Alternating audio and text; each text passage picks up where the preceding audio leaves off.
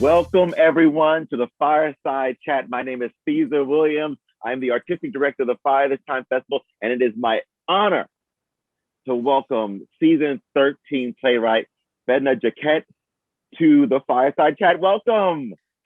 Thank you. So glad to be here.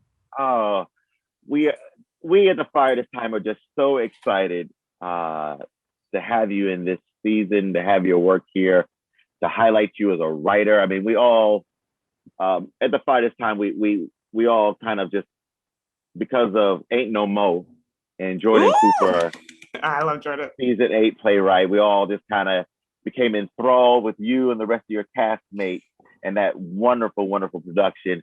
But this opportunity to kind of just work with you as a writer is so exciting for us. And your play, Girlfriend, How Black is Black, the play is funny. It does deal with a controversial subject within the community now. Mm-hmm. It is a love story. Mm-hmm. And I have to be honest with you, I was crying by the end. I cared so much about these two characters. And I think I just so related to Tanya, especially. It's Tanya and Leah, everyone are the two characters. Wonderful two-hander. All the plays in this festival this season are two-handers. But I was, and just this, I mean, their relationship, their love was just so moving for me. And that in that kind of way that we sometimes fall short for each other is very powerful. But first, let me just ask you, ADOS. Am I saying that right? Or is it Yeah, I think so. I think it's ADOS. ADOS, yeah. I've only read it, not actually heard anyone talk about it. Same.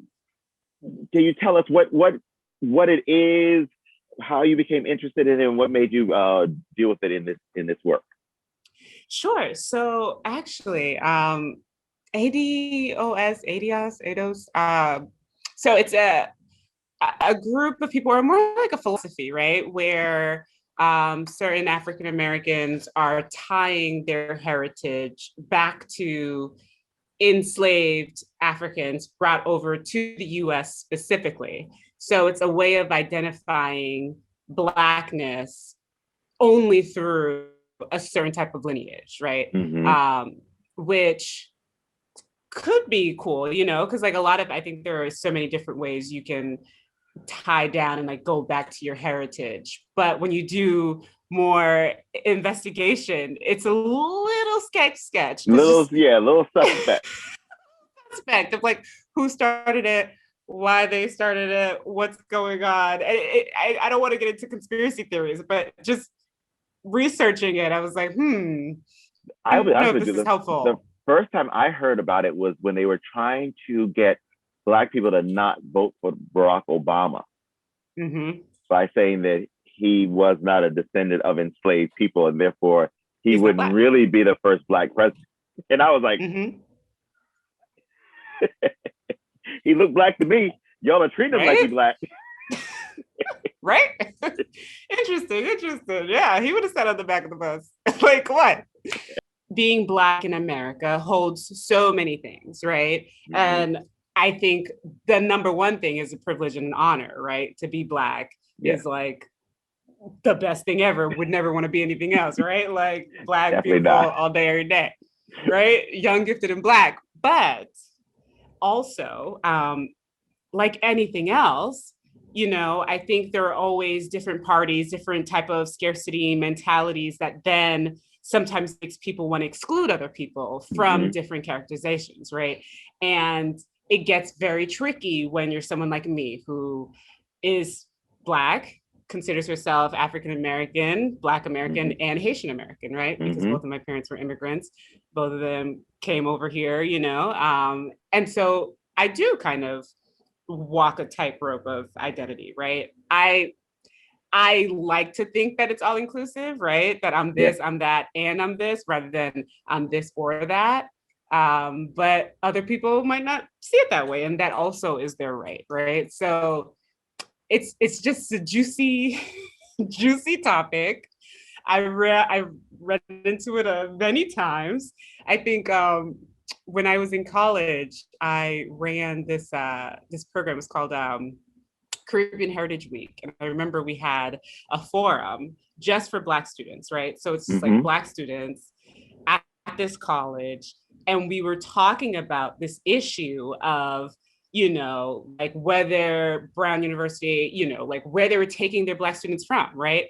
Mm-hmm. And it was actually someone mentioned that they went through the list, and something obnoxious, like only 2% or like 3%. It was something, it was an absurdly small number of Black students who were taken from the South that didn't have any immigrant background, right? Mm. So it was just like, ooh, okay. So usually in the talk, right, like it's like me and like say there's like, like a white person, it's like, yeah, like they discriminate against us, and it's so clear, like, Yes. right, like where the power dynamics are. But in this situation, it was like, oh wow, what if my last name, Jacquet, made me more advantageous to an institution for whatever racist craziness they had in their mind, right? Mm-hmm. So even if you have a little girl who's growing up thinking, oh, well, people would make fun of me for being an immigrant, right? And I had to go through things.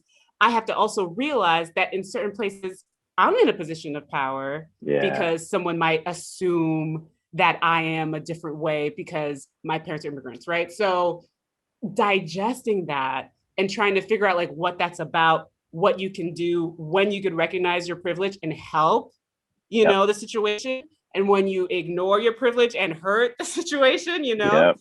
all of these things are so important and juicy, and that's why I Yeah. write about it. Yeah. I mean, Yeah. the villain, Mm. Serendipity. What made you name that character that? I was like, what an interesting name of that character or that person.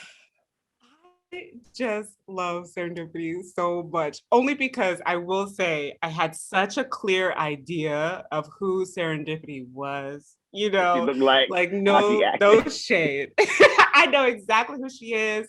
I know how she acts on the regular. I know what type of coffee she gets like at Starbucks. Like I know her, And she and definitely gets her coffee serendipity from was Starbucks. doesn't she though? Doesn't she? Yes. And I just know her. So that name, like it came to me instantly. And I was like, yep, she's serendipity. Yeah. So this is all you need to know about how this play is going to feel on the stage. And the playwright note, it says, please only pause when you see beat, which means no room between the lines, please. Pretty, pretty, please.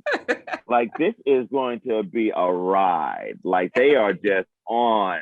Like the lights come up and they go. And it's so authentic and energetic and fun. You have these two characters who, as close as they are very different from one another. They have a Yeah. wonderful dynamic, but they're very different. And then you have the unseen character, Serendipity, who we all know as Serendipity, and that person is just very different. We love her. We do. We support her. She's very supportive usually, but she's just very different. And so Mm-hmm. I love the fact that even in a 10-minute piece, which is very difficult to do, you have managed to cover so much ground without it feeling like you've opened up too many windows at the same time. So congratulations on that. If you had a time machine, like if they were selling time machines at Walmart, what would you go back and tell young Fedna? Oh, young Fedna. Oh, sorry. I'm writing this pilot, and literally one of the jokes is that like she's having this time machine kind of moment, and then she's like, "Ah, I freaking hate time machines because like now I'm a fucking slave." But it's like where could you go? Don't go back that far. If I could go back. Yeah, I know, right? If I can go back and tell Fedna something, what would I say? I probably wouldn't. I wouldn't tell her anything. I wouldn't. Only because I've made a lot of mistakes. Like gone through a lot of things. Good things too, right? Like let me No, I'm like, went through a lot. Like, oh God. Yeah, no, great things, great people in my life came, gone, like this has been an amazing journey. And luckily, I think for me, I really learn from everything I go through. So I think I needed everything to get me here. And I like here. So I don't want to do anything to take me away from here. Yeah, you just have to kind of trust the journey or trust the process. That's beautiful. Again, I just want to just thank you for taking the time to speak with me this evening. Thank you for coming on the Fireside. Thank you for sharing your brilliant work with us. Thank you for all of your artistry that you put out into the world and being so generous with your talent.